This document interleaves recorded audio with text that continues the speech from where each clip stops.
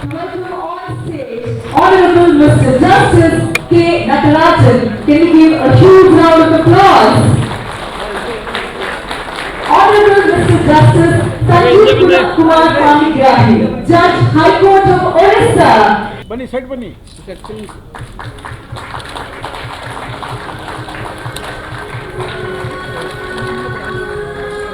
Sir. So, सब कहीं देर sir. His Excellency.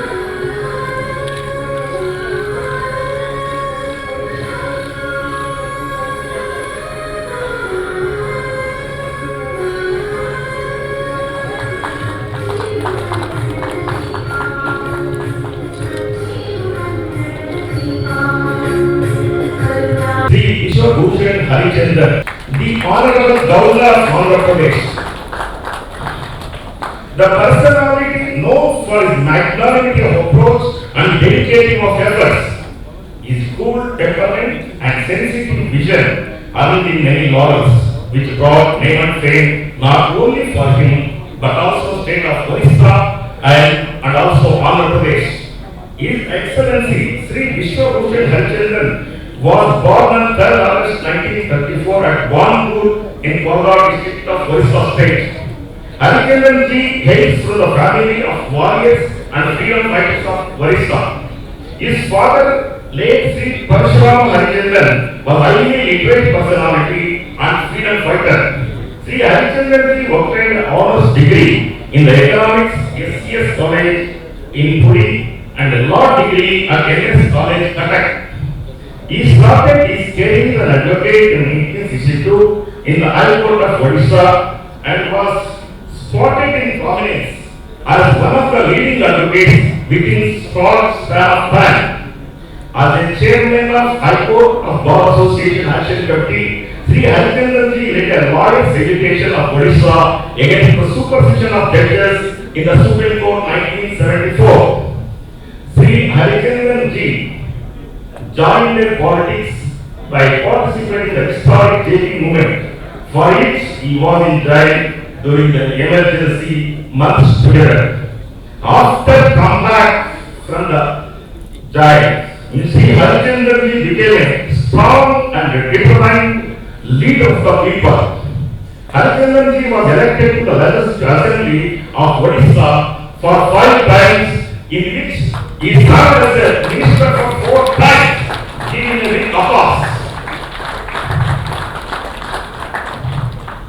Sri Harichandan ji was elected to the Legislative Assembly of Odisha in 2000 election with a margin of 90,000-95,000 votes against the nearest rival, breaking all the previous records of Odisha. As a 5 times elected MLA and 4 times served as a Minister of State of Odisha, which speaks volumes of his commitment towards the people and the society, which earned a lot of affection of the people in the state of Odisha.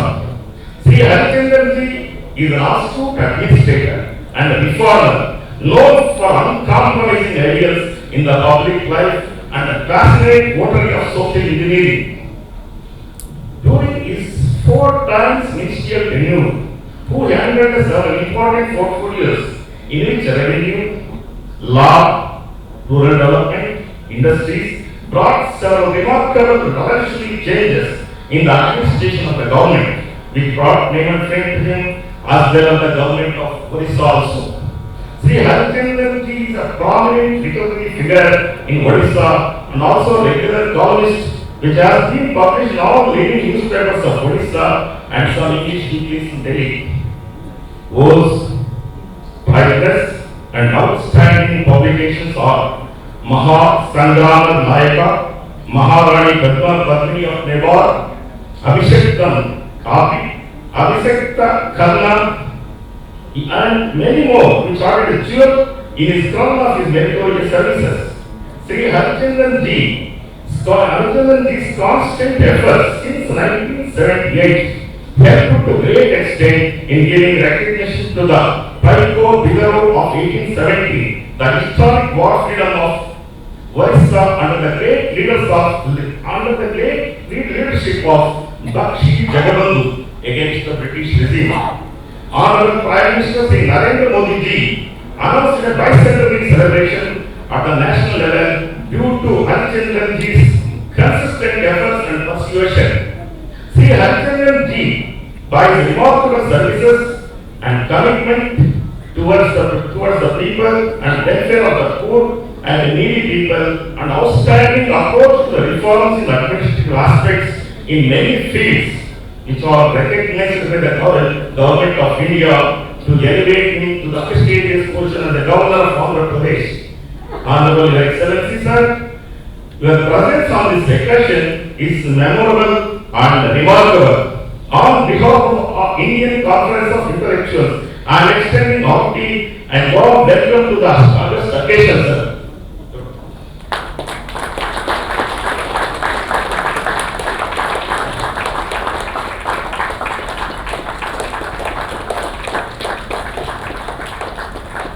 To Honorable Justice Mr. K. Sanjeev Kumar Panikirahi. Congratulations. Dr. Justice K. Bhaktavatsala. With a PhD by the National Law School at Indian University, was contribution for the constitutional developments in India through judiciary process. He served as Law Secretary to Government of Karnataka. He was appointed as Additional Judge of Karnataka High Court in April 2002 and Permanent Judge in 2004. Such an honor and a privilege to present Great Son of India Award to Honorable Dr. Honorable Mr. Justice, etc. Also worked as Chief of System DRDO. She was associated with the Agni program right from its developmental stages, and also she has 11 honorary doctorates and a lot of awards, a lot of firsts to her credit. Can you give a huge round of applause to Dr.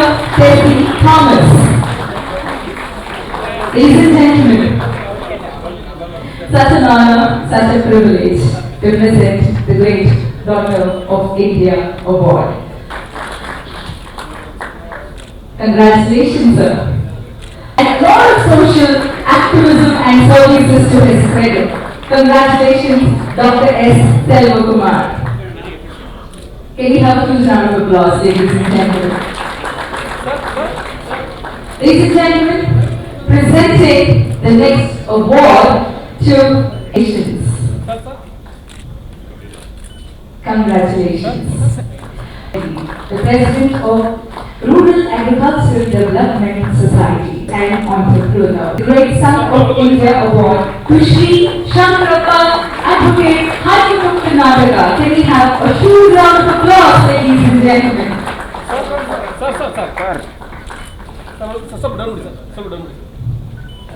Srimati Vasanta Kavita. Renowned social, that is Dr. Veeraswamy Reddy for his Mr. Justice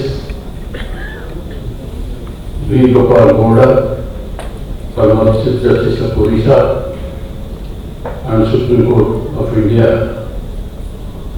Mr. Justice S. Sunil Dada, Judge, High Court of Karnataka, Mr. Justice K. Natarajan, Judge, High Court of Karnataka, Mr. Justice Sanjeev Kumar Panikirahi, Judge, High Court of Odisha, Mr. Dr. Justice Bhaktavatsala, Chairman, Commission of Inquiry for OBC Reservation in local body, Mr. Justice B. Chandrakumar, former Judge, High Court of Andhra Pradesh, Dr. K. Narayan Gowda, former Vice Chancellor, UAS, Sri J.K. Parida, IIS, PIB, PMOP, Sri Ravi P. Malhotra, Senior Advocate, Supreme Court, K. Shivashankar, General Secretary, Indian Conference of Intellectuals, the awardees who have excelled in different spheres of activities of the society, ladies and gentlemen, members of print and electronic media, my warm greetings to you all. It gives me immense pleasure to participate in today's conference on fundamental rights, the role of judiciary, organized by the Indian Conference of Intellectuals. A free society is where every person is free from fear, domination and exploitation.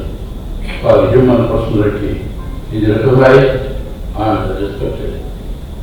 Every individual member of the society should assure of certain rights.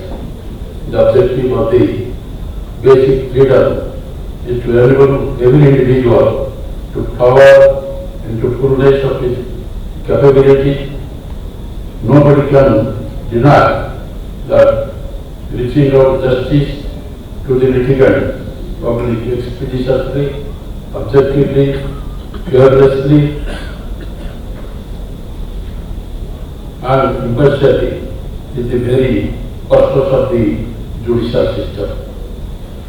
Inordinate delay in disposal of cases sick and may even shatter the role of the courts as the dispensers of justice. It is one of the greatest imperative of the country's present situation to find out ways and means for speedy justice without lowering the quality of justice. The constitutional philosophy, the objective of the Constitution and moral value to guide all the three wings of the legislature, executive and judiciary for the betterment and development of our country. Thus, we always thought about the well-being and welfare of all the people. The noble thoughts of freedom fighters, the aspirations of the people, the welfare of the people and the democratic value, freedom of thought, need for equality, value for life are taken into consideration by the Constitution. Our Constitution is a written and a comprehensive Constitution. Much importance has been given to the fundamental rights and their protection. Guiding principle of governance are found in the directive principle of the state policy. There is a clear division of powers and methods to resolve the conflicts. Equality before the law, prohibition of discrimination on the grounds of religion, race, caste, sex, or place of birth. Equality of opportunity in the matters of public employment, abolition of untouchability, freedom of speech, expression, movement, profession, etc. are the hallmarks of our Constitution. Protection of life and personal liberty, the right to education, protection against illegal arrest and detention, prohibition of traffic in human beings and forced labor, prohibition of employment of children in factories, freedom of conscience and practice of religion, protection of interest in minority have been provided under the fundamental rights. The legislature, while making laws, the executive, while implementing the policy and the program of the government, should always consider while making the legislation or in implementing the legislation whether it is violative of the fundamental rights or objectives of the Constitution, whether it is fair, justified, and a report for the well-being of or the level of the society, whether it will stand to judicial scrutiny.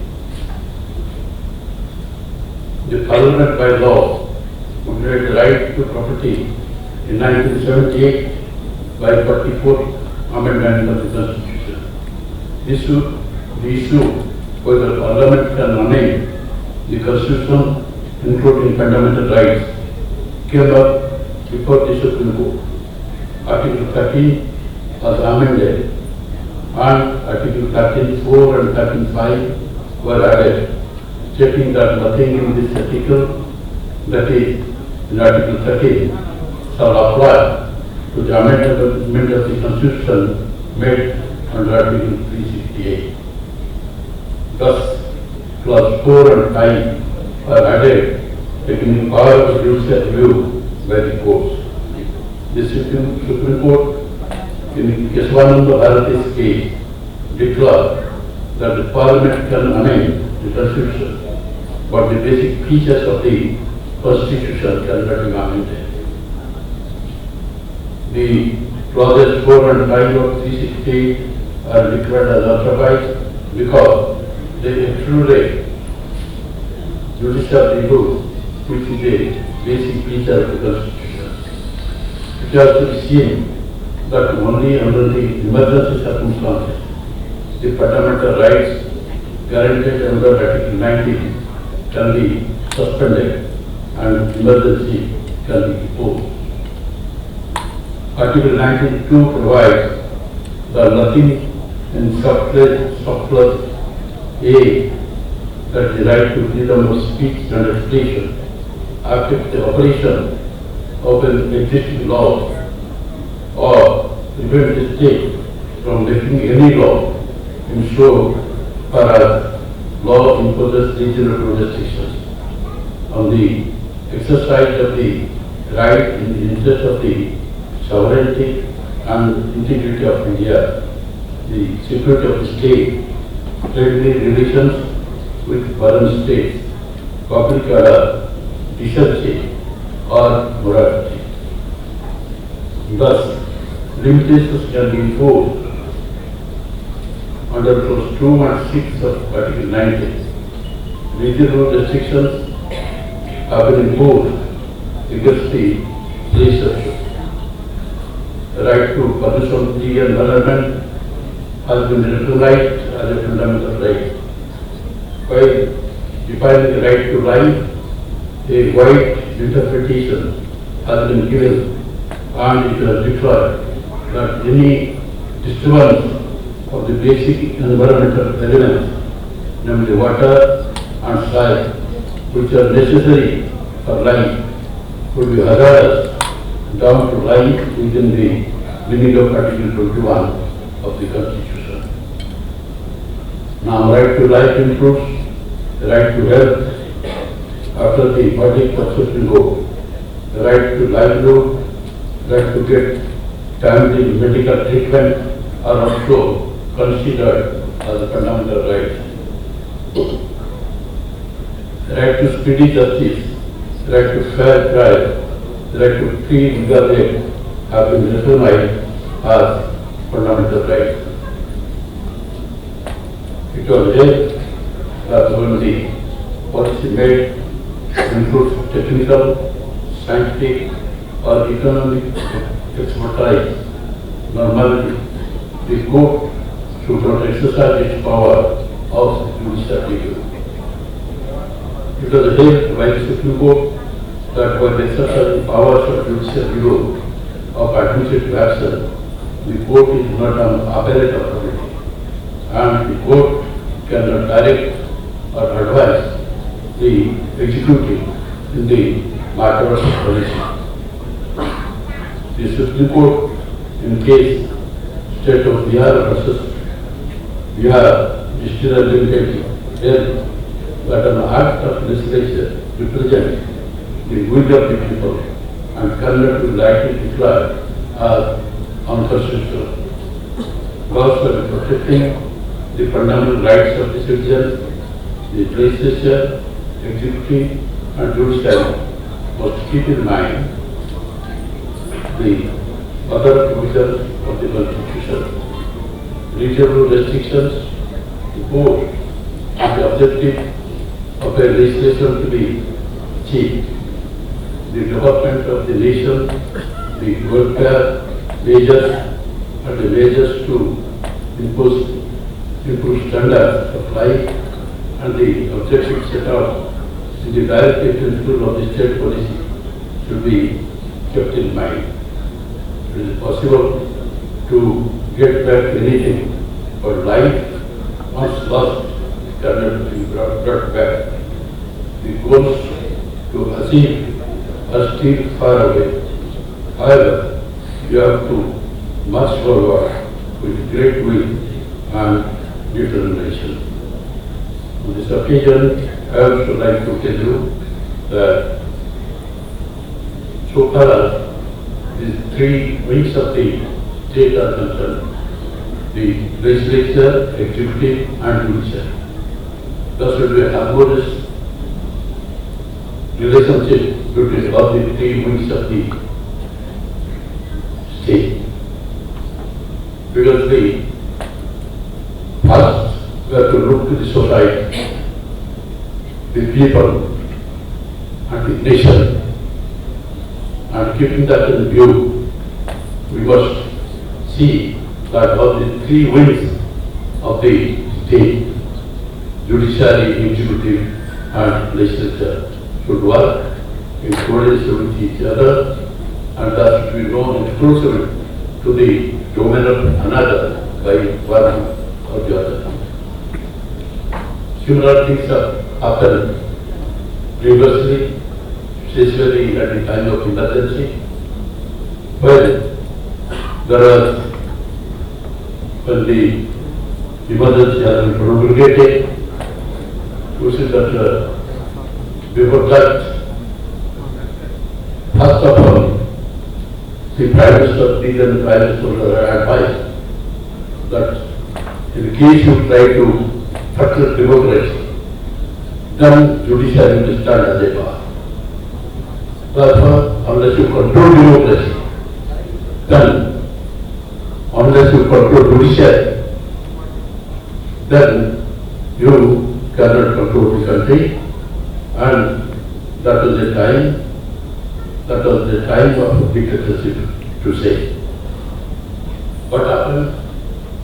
Three brilliant judges of the Supreme Court, like Justice Sawant, Justice Grover and Justice Everett, have been superseded, and Mr. A. Rao, a junior judge, was made the justice of the Supreme Court. The entire nurse community of the country of the arms and came to the street for the first time. Before that, in the High Court Bar Association or the Supreme Court Bar Association, we are making resolutions. And in Odisha, we also making such resolution, and the meeting was held then. I said that henceforward, Bar Association will not sit as a resolution making body only. It is time to serve democracy. The law should go to the state, and that was such a time. And actually, the laws came forward, and at that time I was also the chairman of the Action Committee of the High Court Bar Association, and we are 1,000 lawyers with the rules that court, that all the grounds, etc. We go to the street, and there is a citizen in the society. Not only in Odisha, all over the country, something has happened in the Bar Association and also Supreme Court Bar Association. And things have gone to the same thing. In the Supreme Court, in a case of murder, which was being tried, the one from the bench, I don't remember exactly the name of the judge, perhaps it's Justice Khanna, who put the question to the Attorney General. Do you like to say that if a head constable will kill a citizen like a god in the state, do you like to say that there is no protection under the law? The Attorney General had the audacity of saying that now, under the emergency, the Article 21, Article 14, Article 19, and the other articles have been suspended. Therefore, there is no such power. Therefore, this sort of enforcement to the domain of judiciary by the executive was so dangerous as out of So, therefore, we must be conscious. And so far, equality of law, states are going to deny equality before the law or equal protection of law. It is done in the Constitution, no doubt. But whether the people are being treated equally, whether they are getting equal protection of law, therefore, for getting the equality before the law, it is conscious society, it is people who knows law, who have love for the nation, who have love for the people, and especially down to the people of the society, who have no means to come before the court for getting justice, to stand by them, to help them to get equal protection of the law. And in this conference, especially, all conscious people are there, that this is the first responsibility, the duty of the people. And for certain matters, we go to the court of law for establishing our fundamental rights. But about a person who is half-starved in the day, sleep half-starved at night, can he go to the court of law, get the protection, and that we have to think of. Therefore, we have to think about the whole society. You have now the largest democracy in the world. And now, India has gone to certain height under the leadership of Sri Narendra Modi, the Prime Minister, that nothing can be decided finally in the international field without the intervention of India. We have come to that extent. And we have also the great sort of constitution in the world, which has granted all sorts of protection to the people. And similarly, I like to tell you that while thinking of our fundamental rights, you have to also think of the fundamental duties of the citizens, which has been provided under Article 15A of the Constitution of India. It says, so far as, because I told you about the reasonable restriction, we have to enjoy our fundamental rights. We have our freedom of speech and expression. And we have equal protection of law. But that doesn't mean that should not be any restriction. There should be reasonable restrictions and thus sovereignty of the state, the integration of the state, and we have to honor our national flag, the national anthem, and we are to see first the nation and the people, and really for them the Constitution has been framed, these rights have been protected, and for protecting this right, you should have also contribution. You should also see that people are getting justice in all spheres of life, and especially the persons who are working in different spheres of life. The people who have the spirit of patriotism inside them, they should come forward and see that the whole society is protected and all the three wings of the Constitution should work with the cooperation with full harmony and people are protected. So that our country, which has gone to a great height in the world, for which we are now proud of, will polish and will be proud of our own country. Thank you.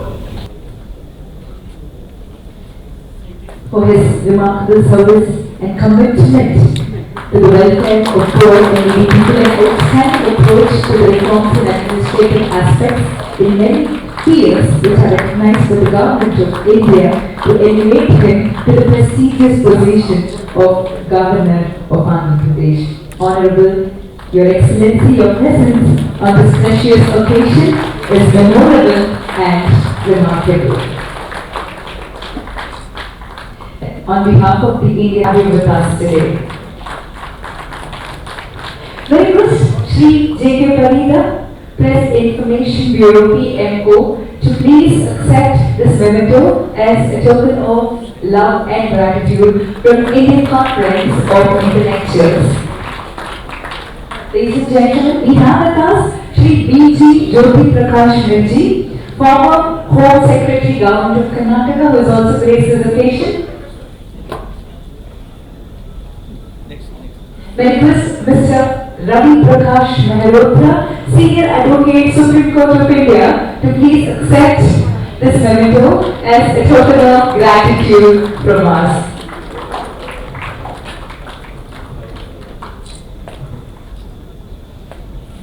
Really thank for his relentless service in serving the society.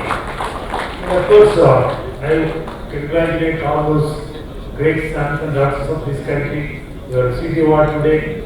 Look for still more contribution from each one of you, and very happy that you all agreed to be in this important moment in the occasion. Of course, there are very other important personalities in this august body. They all made it possible, and but because of you, this whole program looks so attractive and colorful. So thank you everyone for having made it possible.